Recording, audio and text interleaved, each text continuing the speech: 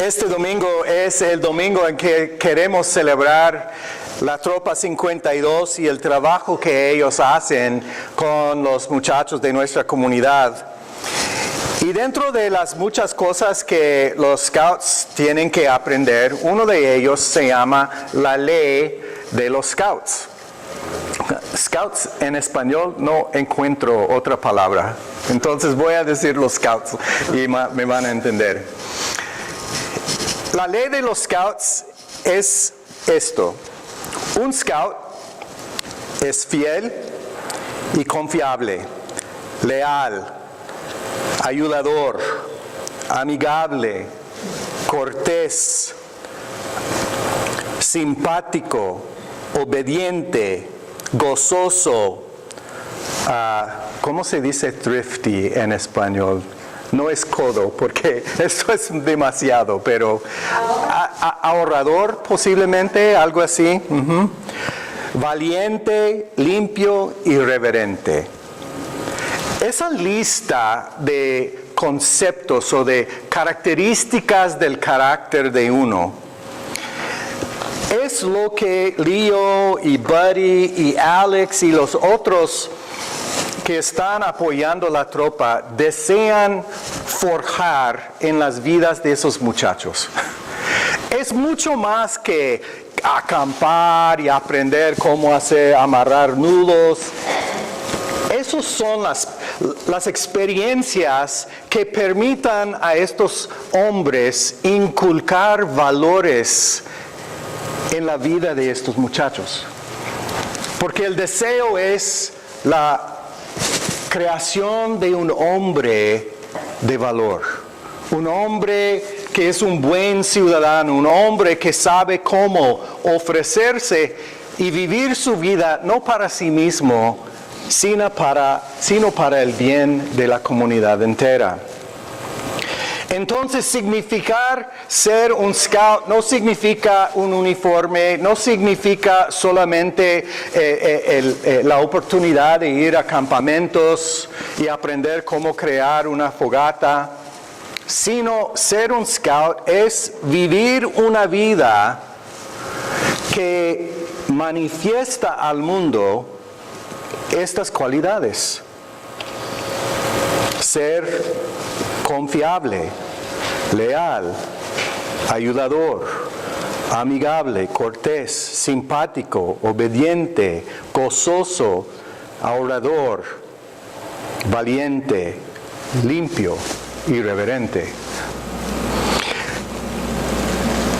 Al leer esas cualidades me hizo pensar mucho en el apóstol Pablo, porque Pablo tiene también un afán para dar una lista de cualidades de vida cuando se refiere a lo que significa vivir como discípulo de Jesús, como una persona que vive en el Espíritu de Dios.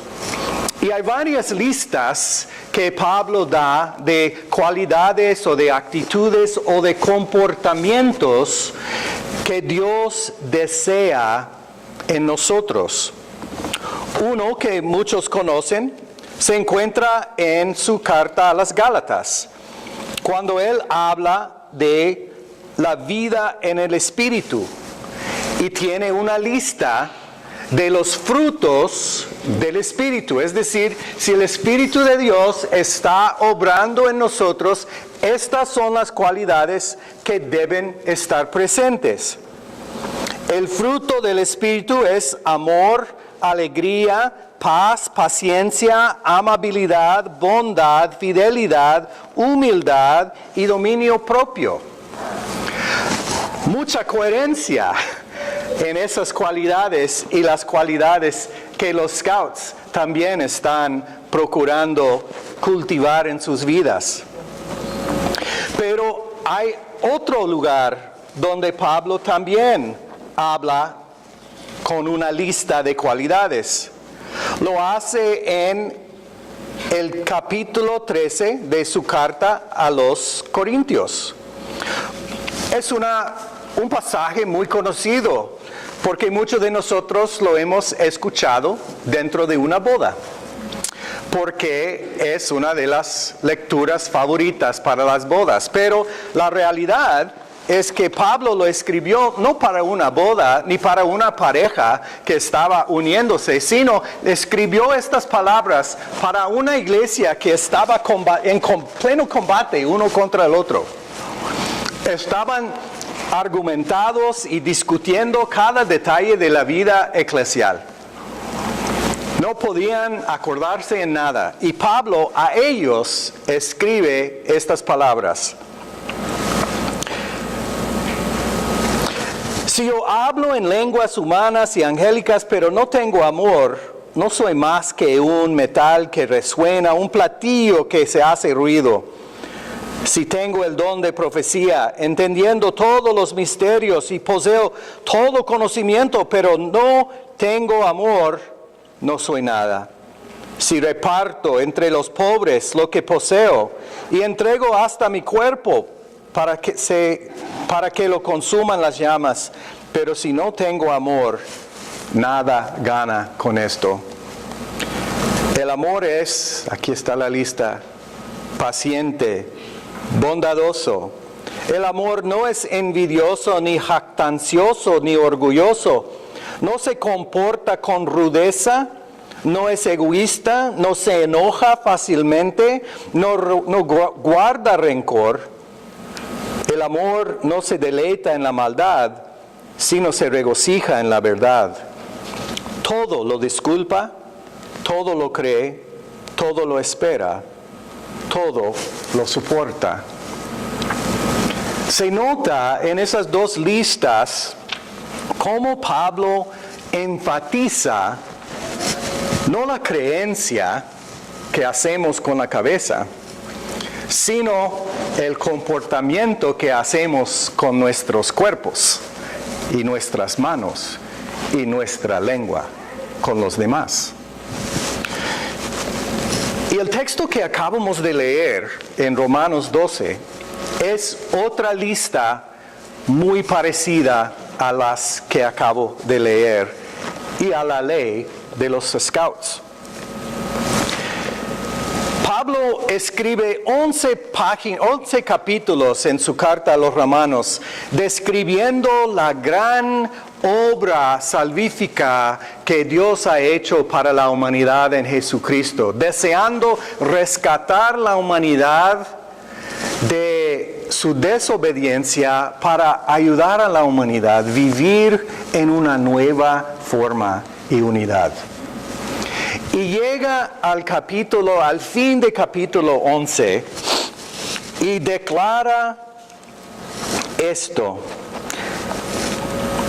En fin, Dios ha sujetado a todos a la desobediencia con el fin o con la meta de tener misericordia de todos. ¿Qué profundidades son las riquezas de la sabiduría del conocimiento de Dios? Qué indescifrables sus juicios y impenetrables sus caminos. ¿Quién ha conocido la mente del Señor? ¿Quién le ha dado primero a Dios para que luego Dios le pague? Porque todas las cosas proceden de Él, existen por Él y existen para Él. A Dios sea la gloria por siempre. Termina ofreciendo esta doxología a Dios y la palabra siguiente en el griego es una palabra pequeñita de 3 letras que es un, O-U-N, un, que significa entonces ¿qué?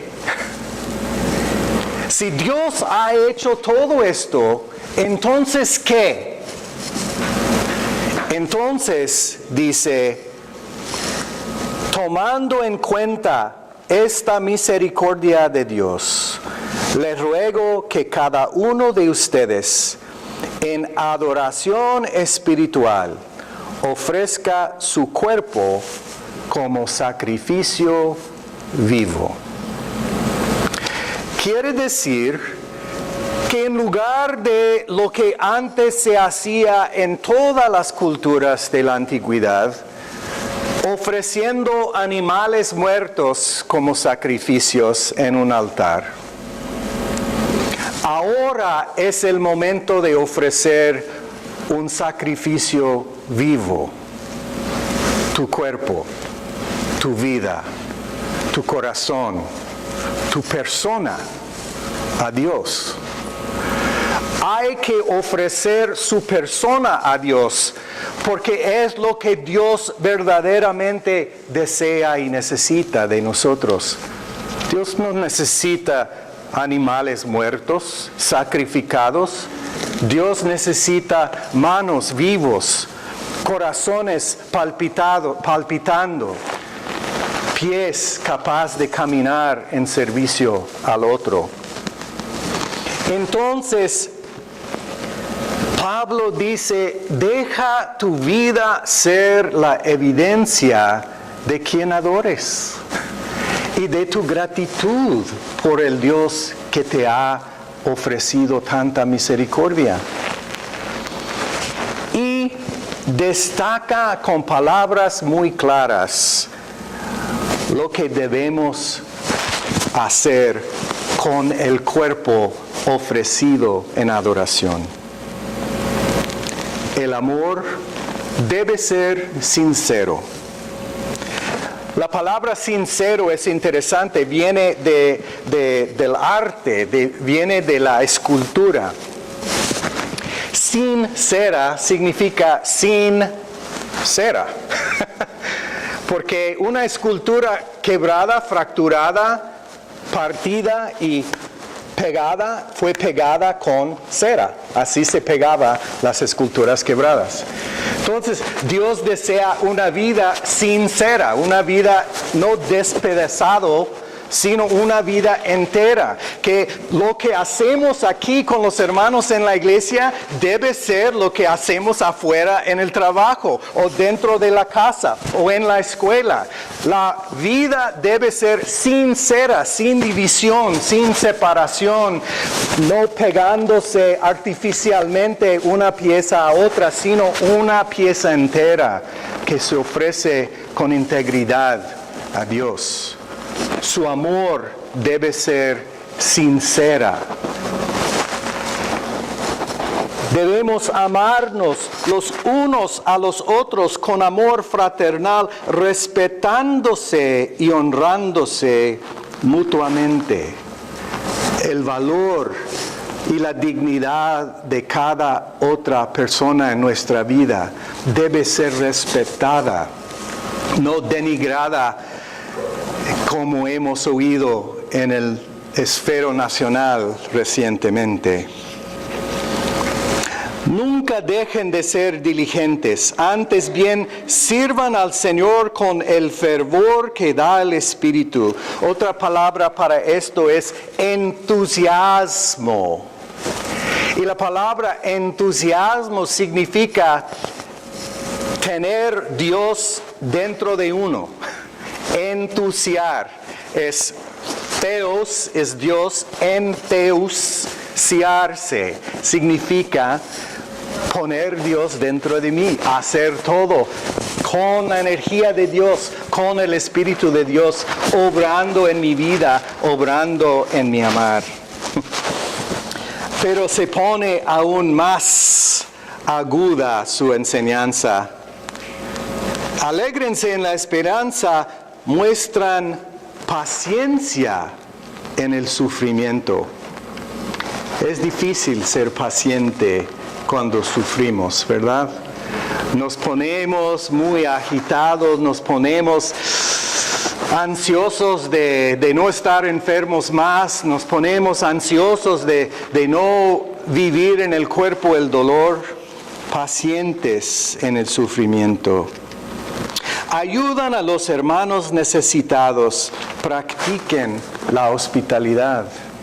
Dios desea que seamos generosos y generosas con nuestros bienes, con nuestras casas, con nuestras personas. Porque es una actitud de generosidad que nace de la experiencia de gratitud por lo que Dios ha sido generoso con uno. bendigan. Bendigan a quienes los persigan. Wow.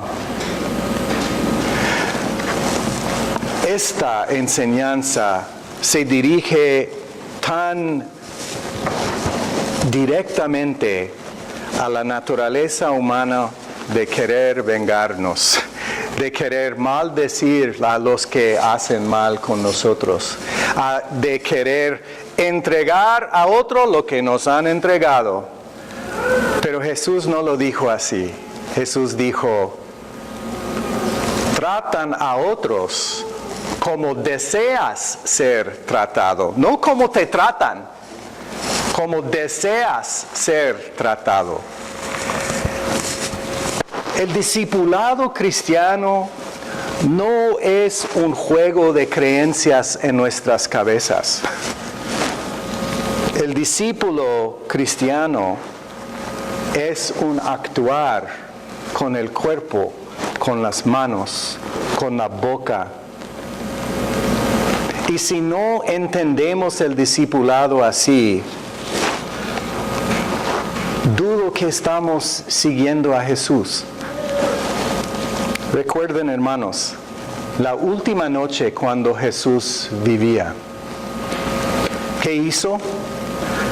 Se desvistió, tomó una toalla, tomó el lugar más humilde del esclavo, menos en la casa, el menor, el más pequeño, el menos importante en toda la casa. Y lavó los pies de sus discípulos. Y les dijo, si yo soy tu maestro y yo he hecho esto para ustedes, ustedes deben hacer lo mismo. Ámense unos a los otros. Este es el nuevo mandamiento, que se amen los unos a los otros como yo los he amado. Pablo, Jesús, la escritura que leímos nos ofrece una idea de lo que significa ser un discipulado, un discípulo, un seguidor de Jesús. Alguien que pone su carne, su hueso, su persona entera al servicio del Dios quien te ha rescatado. Si queremos ser cristianos, si queremos ser discípulos, es el actuar y no el pensar que vale más. Como para los scouts, lo que quieren inculcar y cultivar no es solamente alguien que puede crear una fogata o sabe cómo armar una carpa, sino un hombre nuevo, capaz de servir a su comunidad. Oremos. Querido Dios, gracias por la practicalidad de la enseñanza de Jesús y de Pablo que viene a nosotros hoy en este texto. Ayúdanos a borrar de nuestra mentalidad el pensamiento que lo que pensamos vale más que lo que hacemos. Porque es en el actuar que rendimos nuestra adoración verdadera. Concédenos la gracia, oh Dios, de poder vivir como Jesús vivía. Porque en su nombre y en su ejemplo